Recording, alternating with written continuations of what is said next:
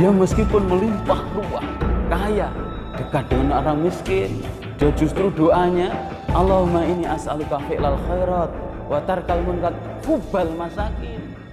Cintakan hati kamu pada orang miskin. Orang miskin malah dilihat dengan sebelah mata, orang kaya dijilat kehormatannya. Ini jelas tidak punya iman terhadap akhirat.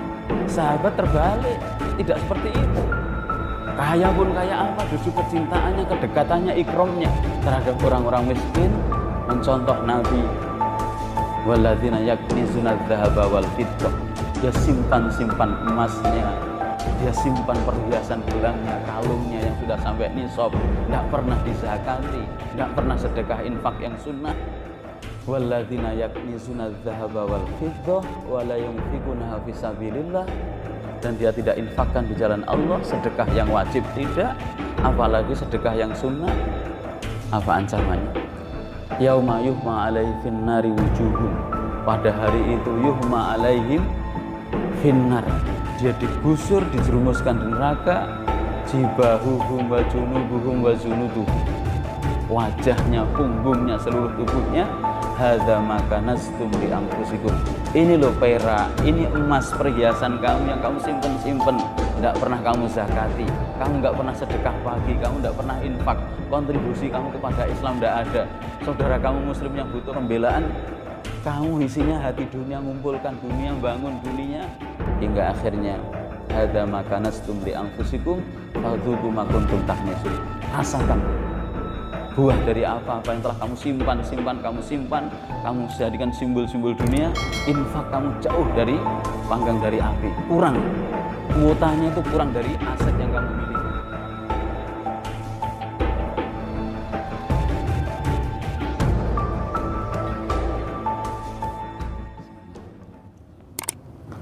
Assalamualaikum warahmatullahi wabarakatuh.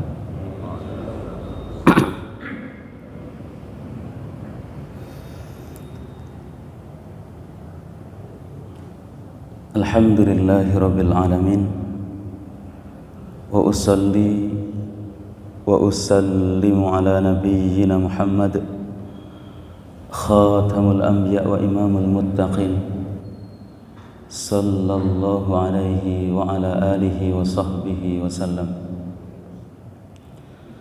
Allahumma anta rabbuna la ilaha illa anta, khalaqtana wa nahnu ibaduka, wa nahnu ala wa'dika wa wa'dika mastata'na, nabu'u laka bi ni'matika alaina wa nabu'u bi dhunubina faghfir lana fa innahu la yaghfiru dhunuba illa anta.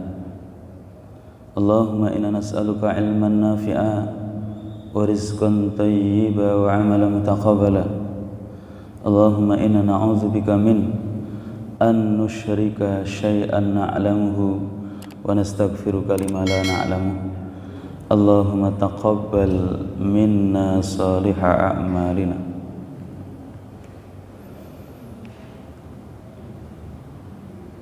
Alhamdulillah, para bapak, para ibu, saudara sekalian, jamaah salat subuh, a'azzakumullah. Mudah-mudahan dimuliakan oleh Allah Subhanahu wa ta'ala dan yang kami hormati.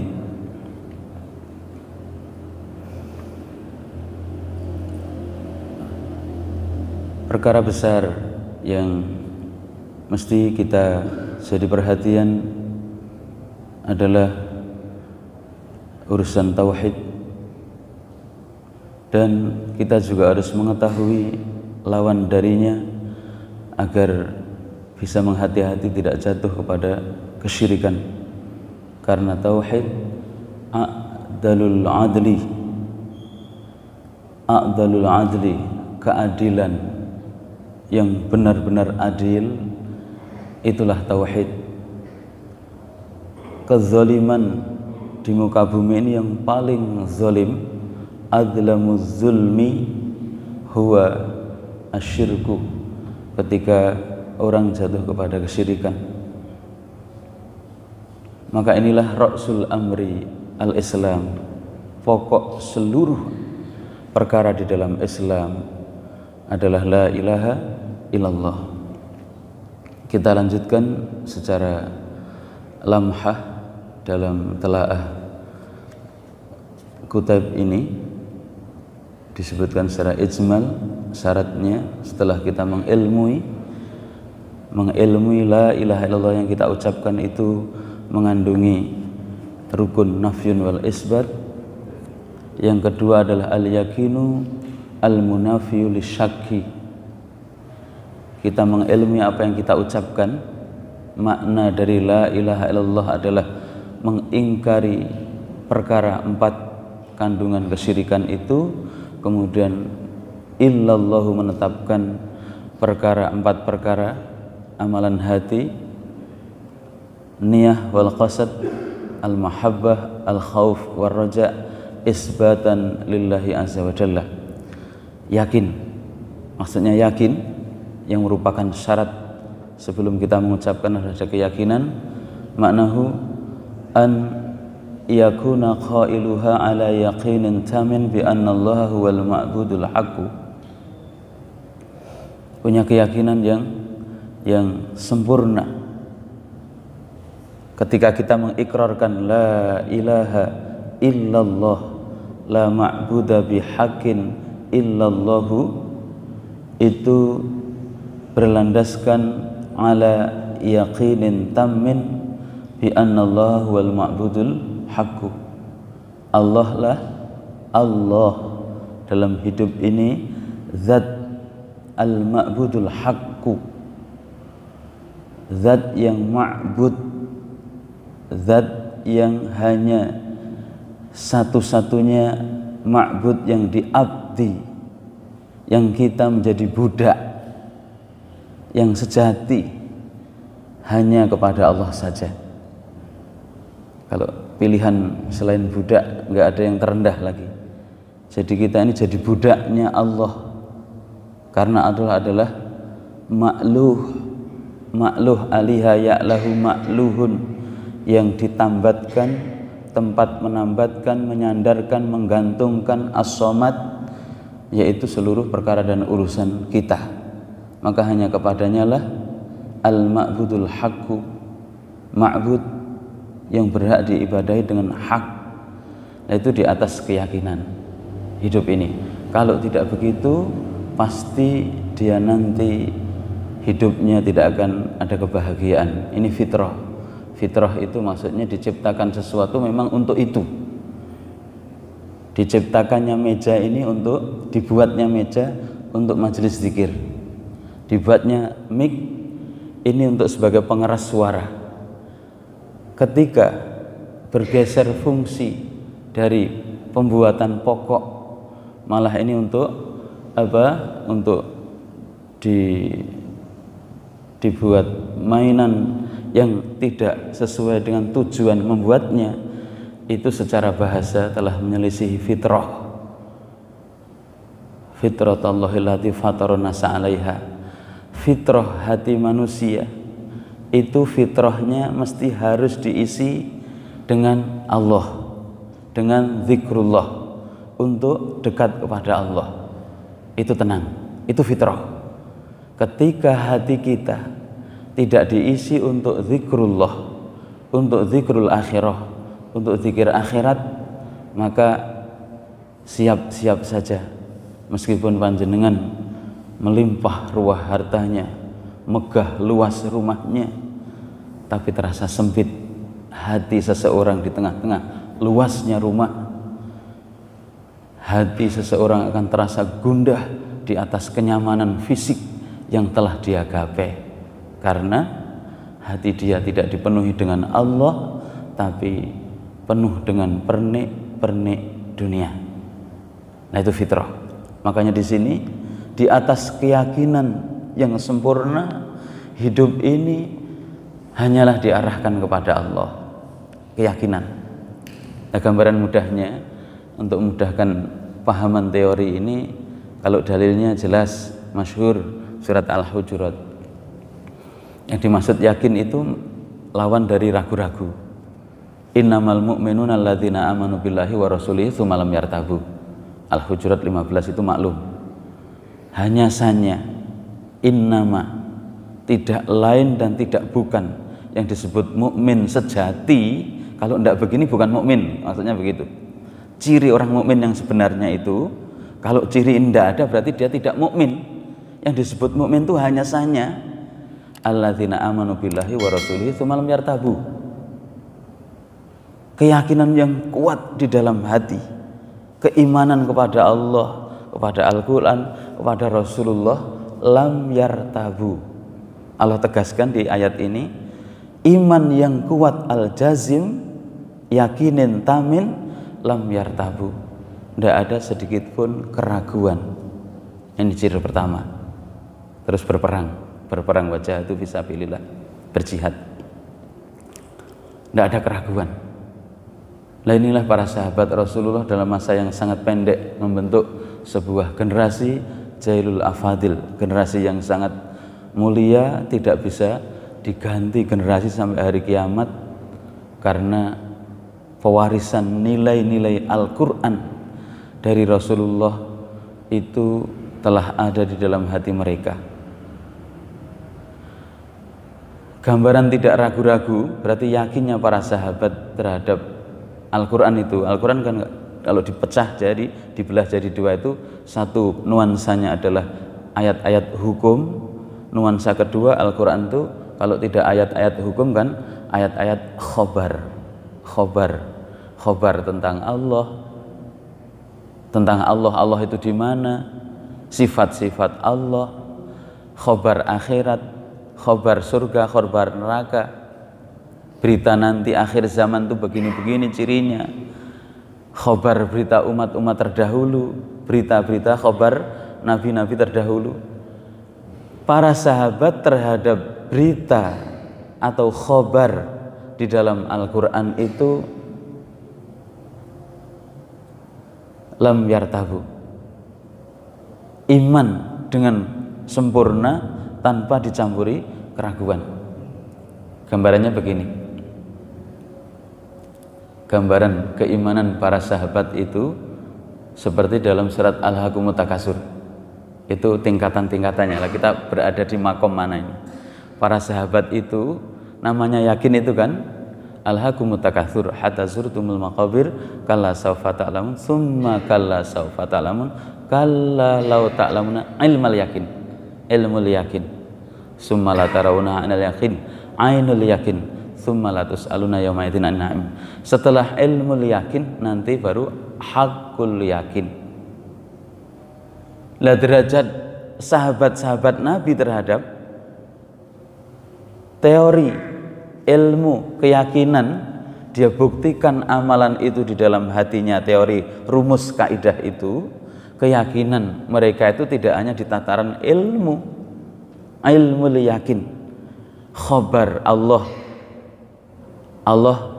arsy, innallaha istawa, Allah itu di langit. Al-Quran itu menyebutkan nanti muaranya hanya dua, akhirat itu kalau enggak surga neraka, tidak ada duanya, ada ahlul a'raf. Berita-berita seperti itu para sahabat makomnya sudah bukan lagi ilmul yakin, mengilmui, tapi benar-benar sampai seolah ainul yakin, melihat dengan mata keyakinan, melihat dengan mata keyakinan dia terhadap berita-berita itu yakin, hingga sangat wajar ketika dia harus melepas dunianya. Abu Bakar As-Siddiq apapun yang ada untuk kontribusi Islam ringan, Umar Ibnul Khattab, Utsman bin Affan dunianya ringan, karena yakin inilah laluan mudah saya untuk bisa masuk surga dengan harta yang Allah anugerahkan pada saya. Jujur, itu bentuk kejujuran iman dia. Lah orang iman kok pelit, dia mengagung-agungkan keduniaan, yang dihargai orang punya dunia, itu goblok iman dia.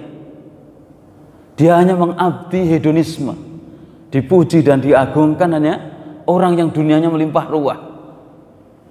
Picik sekali pikiran dia, tidak bisa memandang jauh akhirat, tidak bisa mengikuti teori Allah. Akramakum indallah atqakum. Yang paling mulia itu orang yang takwa. Kamu dasar gila dunia, yang kamu puji, yang kamu hormati hanya orang yang dunianya melimpah ruah. Itu goblok sekali iman dia. Teori Allah tidak diterapkan, ayat Allah tidak dipraktekkan, hingga akhirnya hidup dia disiksa karena dunia telah numpuk di dalam hatinya. Meskipun rumahnya megah, mobilnya mewah, uang ATM-nya banyak, saksikan, kalau dia tidak mengikat hatinya dekat kepada Allah, pasti dia akan merana dan tersiksa. Mutu bi ghairikum, matilah kamu dalam kedongkolan dan sakitnya hati kamu karena tidak dekat dengan Allah. Sahabat tidak, dia meskipun melimpah ruah, kaya, dekat dengan orang miskin, dia justru doanya, Allahumma inni as'aluka fi'lal khairat wa tarkal munkar hubbal masakin. Cintakan hati kami pada orang miskin. Orang miskin malah dilihat dengan sebelah mata, orang kaya dijilat kehormatannya. Ini jelas tidak punya iman terhadap akhirat. Sahabat terbalik, tidak seperti itu. Kaya pun kaya apa, justru kecintaannya, kedekatannya, ikromnya terhadap orang-orang miskin mencontoh Nabi, wa hubbal masakin. Cintakan hati kami kepada orang-orang miskin ya Allah, agar kami mudah bersyukur melihat yang di bawah. Hati mereka seperti itu, maka berjuang untuk Islam, luangkan waktunya. Nggak ada hitung-hitungan berani berapa bayar saya, nggak begitu hidup ini. Nah itulah maksud kami ainul yakin, keyakinan para sahabat dalam berislam itu. Allahu Akbar.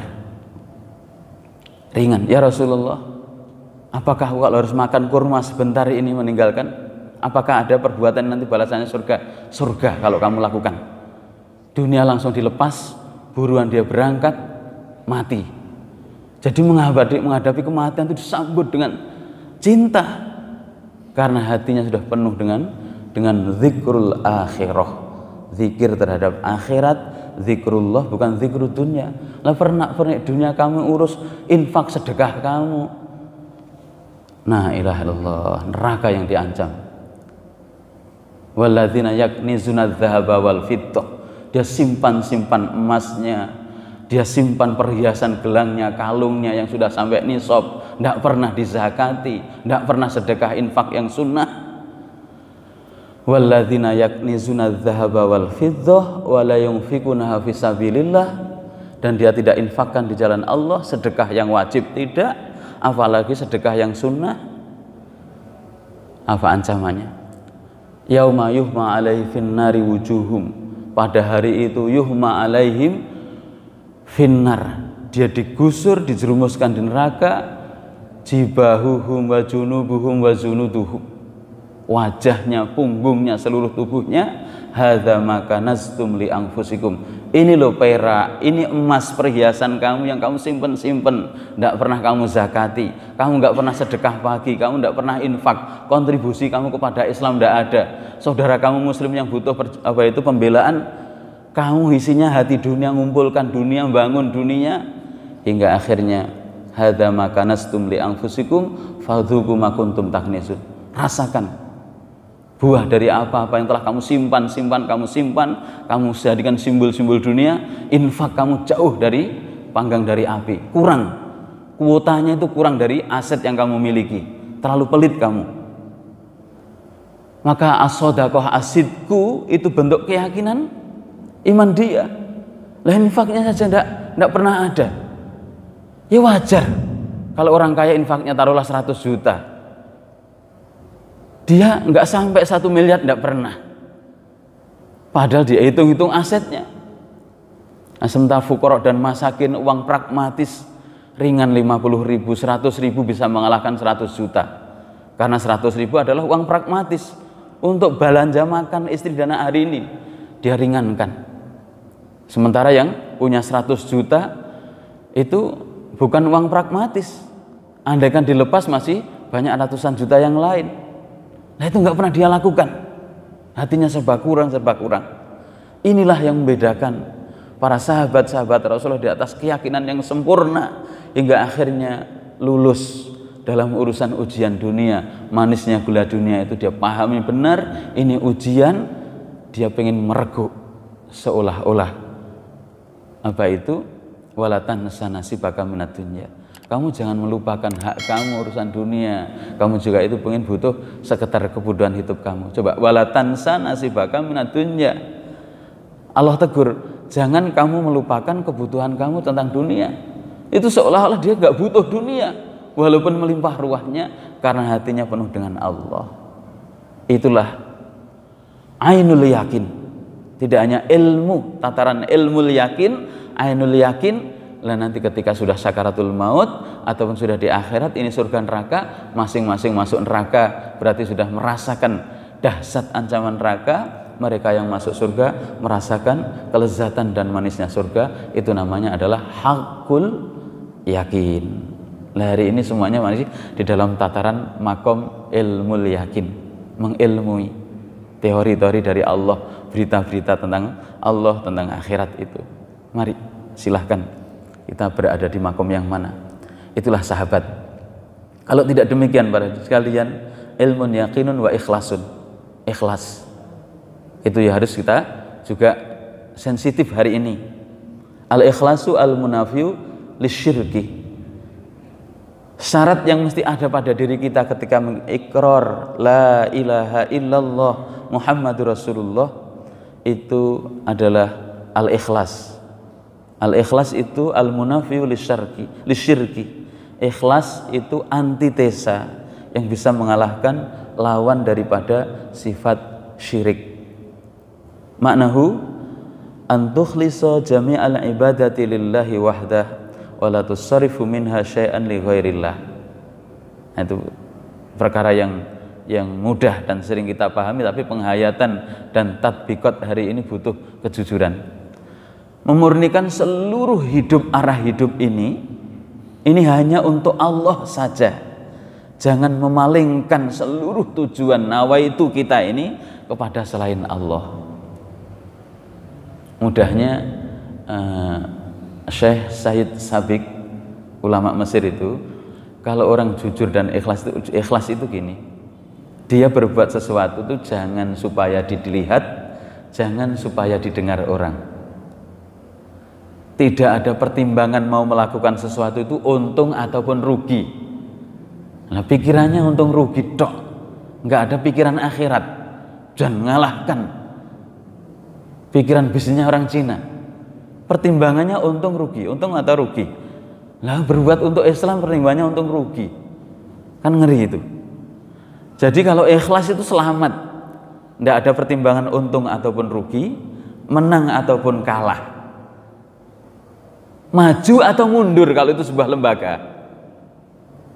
Pertimbangan dan apa itu nuansa-nuansa pemenuhan logika publik tetap dipenuhi untuk administratif.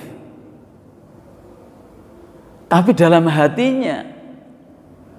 hatinya melakukan amal tuh saya nggak ada pertimbangan. Ini nanti maju atau tidak, menang atau kalah dalam kompetensi, untung atau rugi saya dapatkan urusan dunia ini, dilihat orang ataupun tidak dilihat, kemudian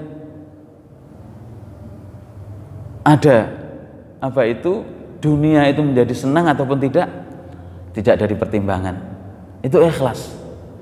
Lah ini sahabat-sahabat Rasulullah, para salafus soleh, hampir semuanya 3 generasi Al-Qurun As-Salasah Al-Mufaddalah, 3 generasi yang awal yang diabadikan oleh Allah. Wasabiqunal awwalun minal muhajirin wal ansor, sampai radhiyallahu anhum. Allah itu telah ridho. Akhlak-akhlak seperti ini juga sudah lulus. Hari ini berat. Hari ini berat, kecuali yang dirahmati oleh Allah. Jadi momen tidak pengen dilewatkan, senantiasa diupdate statusnya sampai urusan-urusan pribadi dan sebagainya. Pengen dilihat orang, pengen didengar orang, pengen diakui oleh orang meskipun itu barang hutangan, barang pinjaman, biar banyak followernya, banyak sapaannya, agar dianggap oleh orang. Nyari pamrihnya orang, sakit hati. Ikhlas tidak seperti itu. Jangan supaya didengar orang, jangan supaya dilihat. Andai kan berkaitan dengan sebuah kelembagaan, pemenuhan administrasi dan pemenuhan logika publik, kita ambil. Tapi itu bukan tujuan pokok. Nawaituku belajar. Belajar itu faridotun ala kulli muslimin wal muslimat. Thalabul ilmi. Bukan untuk membesarkan omongan saya. Gelar dan status itu. Terbalik kan? Bukan untuk mencari sertifikasi agar bisa dapat gaji saya naik, bukan. Status dan gelar itu bukan untuk membesarkan bicara saya karena gelarnya tinggi, bukan. Tapi semuanya dilandasi karena Allah. Nah begitu. Prinsipnya jangan supaya didengar, jangan supaya dilihat dalam berbuat. Ini para orang-orang soleh zaman dahulu, Masya Allah. Nabi sampai sabdakan, tuba lil mukhlisin. Cirinya, sungguh untung orang yang ikhlas itu untung. Salah satu cirinya, tuba lil mukhlisin. Sungguh beruntunglah orang-orang yang ikhlas itu. Wa idha hadaru lam yu'taqadu. Lam yu'tarofu. Wa idha ghabu lam yu'taqadu. Hadirnya dia di sebuah tempat tidak dikenal. Apa enggak ngeri? Bingung kalau jadi orang terkenal itu berat. Jadi orang terkenal itu berat. Bagaimana tidak berat manisnya gula dunia itu menggelincirkan dia. Mau ke sana kemari mesti ada ajudannya itu. Didamping ajudan, mau naik panggung, 2 ajudannya mesti harus sampai ke panggung baru minggir. Berat, terkenal itu berat. Makanya tubalil mukhlisin, sungguh untung orang yang ikhlas. Kita terlanjur terkenal, menjaga hati agar ikhlas. Nah, ikhlas itu diantara cirinya hadirnya dia tidak menambah jumlah, ketidakhadirannya tidak mengurangi jumlah. Tidak dilihat oleh manusia ketika hadir, enggak menonjol, biasa-biasa saja. Dan dia tidak ada pamrih pengen dilihat. Ketika tidak hadir juga enggak ditanyakan orang. Orang enggak terkenal kok, enggak dianggap di hati orang. Tapi yang di langit, doa-doa orang yang ikhlas ini loh, perjuangan itu bisa langgeng. Bukan karena kekayaan orang. Doa orang-orang yang ikhlas ini loh. Nabi sabdakan, wa in hadaru lam yu'tarafu wa idza ghabu lam yu'taqadu. Minha, dengan adanya dia tanzali fitnatin. Dengan adanya dia tercabutlah fitnah. Fitnah-fitnah di berbagai tempat akan hilang karena keikhlasan dia, dan dia merupakan obor penerang orang itu mendapatkan hidayah karena kejujuran dia. Lah begitulah keikhlasan. Potongan di antara sifatnya bukan khubus syuhroh, bukan gila pengen terkenal, pengen biar kajen keringan, pengen dihargai, tidak. Semuanya diarahkan Allah. Yang paling akhir contoh daripada ikhlas ini pada masa Abdullah ibnu Mubarak. Ini berat coba. Hari ini apalagi Androidnya seperti itu, status setiap detik diupdate, tapi keimanan keikhlasan tidak pernah diupdate. Sampai selfie makan daging babi, dia foto bergaya-gaya. Maksudnya selfie itu kan berfoto gaya dalam foto, tapi makan daging babi, bergaya hidup, cari hutangan, bukan sesuatu yang darurat. Itu maksud kami, makan daging babi itu kan darurat, boleh. Makan yang haram itu ketika kalau nggak makan mati. Tapi hari ini kecuali yang dirahmati oleh Allah gaya hidupnya, karena hedonisme yang dipuji, yang dihargai orang yang kaya, sampai menerjang sesuatu yang harusnya tidak dia lakukan. Dia mencari hutangan untuk jaga gengsi, jaim, jaga image dalam statusnya, dalam gaya hidupnya. Bagaimana akan tentram seperti itu? Bagaimana dia mau berjuang untuk Islam, kontribusinya Islam seberapa? Ikhlas dia mana? Dia update statusnya tiap detik, tapi keikhlasannya tidak pernah dimuhasabahi. Masa Abdullah ibnu Mubarak ada satu pejuang, orang yang soleh, alim, sekaligus mujahid. Lah, ada di kitab Ar-Rasul Qaid. Orang ini begini. Satu ketika berkumpul dengan satu regu lah, 8-9 orang satu regu. Di sebuah camp kayak tenda, kita menghayal ya tenda kemah itu. Wahai teman, kamu ini kok enggak pernah melepas bajunya, terus pakai lengan panjang, terus pakai kaos juga lengan panjang. Ketika kondisi panas, tetap dia memakai lengan panjang. Mau tidur enggak pernah dilepas, dia pakai lengan panjang. Padahal suasananya panas. Dia tinggal dengan satu pasukan itu, satu regu, 1-2 regu lah, 12 antara 8 sampai 12-an orang. Akhirnya teman-teman yang terfitnah, kok enggak pernah melepas baju, wong panas seperti ini kok enggak pakai kaos dalam. Andai kan pakai kaos dalam tuh mesti lengan panjang sampai ke tangannya. Hingga teman yang lain tuh tidak sabar, menggelitik. Kamu ini kenapa? Didesak terus karena sudah sekian hari, sekian pekan, sekian bulan kok tidak seperti yang lain. Ada apa-apa, tubuh kamu cacat. Baru dibukalah ketika di camp dia di Ma'rokah, di Ardul Jihad itu. Wahai saudaraku, andaikan bukan karena desakan kamu agar aku menjawab apa yang kamu minta, ketahuilah memang aku ketika tidur dalam kondisi hawa panas seperti apapun aku tetap pakai lengan panjang, kaos dalam pun aku tetap pakai lengan yang panjang. Ketahuilah sebenarnya kalau kamu tidak mendesak dan memaksa aku harus menjawab, biarlah aku tutup peristiwa ini, hanya diriku dengan Allah yang tahu. Nah begitu. Nah, ternyata disampaikan kalau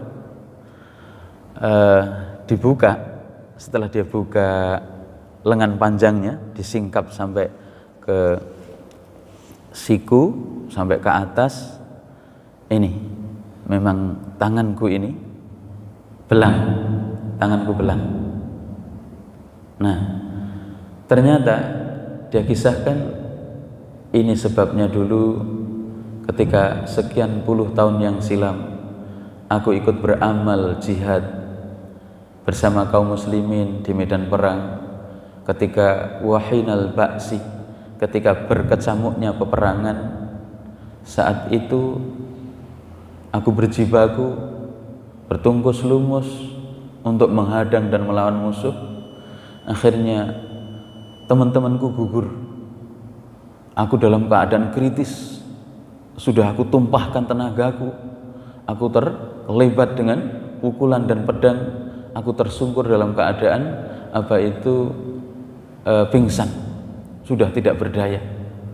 Dalam kondisi kecamuknya perang seperti itu, ada kelibatan-kelibatan dari bayang-bayang putih dari atas tiba-tiba menyambar tubuhku, kemudian memegang tanganku, aku akan ditarik, kemudian aku tersadar dari pingsanku, aku terbangun, hingga lepaslah pegangan itu, bayangan putih itu langsung hilang secepatnya ke langit. Bekas pegangan bayangan putih itulah sejak saat itu sampai dalam perjalanan hidupku tidak bisa hilang. Akhirnya aku tutup rapat-rapat agar tidak ada siapapun yang tahu peristiwa yang aku alami, yang merupakan karomah dari Allah Subhanahu wa taala, bisyarah, busyra, berita gembira bagi mereka yang mati syahid, ternyata langsung disambut oleh para bidadari dari langit itu. Itu ditampakkan pada diriku. Itu ditutupi berpuluh-puluh tahun. Bukan dipublish di dalam statusnya, bukan dipublish di dalam profilnya, bukan dipamer-pamerkan di dalam Androidnya. Dia tutup rapat-rapat peristiwa itu agar amalan dia diakui oleh Allah saja dan menjadikan ketentraman dirinya. Jadi an ya'malu bisumti, an ya'mala bisumti, beramal dalam keadaan senantiasa sumti, rame ing gawe, sepi ing pamrih. Tidak punya pamrih dunia sedikit pun, tapi akhirat tok yang dituju. Nyari orang hari ini sulit sekali kecuali yang dirahmati oleh Allah. Itulah ikhlas. Dia tidak pengen diaku jadi pahlawan nasional, tidak pengen diaku jadi apa itu tokoh besar, tapi cukuplah Allah. Prestasi amalku diaku oleh Allah, walaupun dunia tidak mengenal, tak apa-apa. Itulah al-ikhlas yang Allah perintahkan di berbagai ayat dan merupakan syarat juga diterima amal kita. Itulah para bapak, karena sudah masuk waktu syuruk, paling tinggal 1, 2, 3 menit kita bisa sholat syuruk.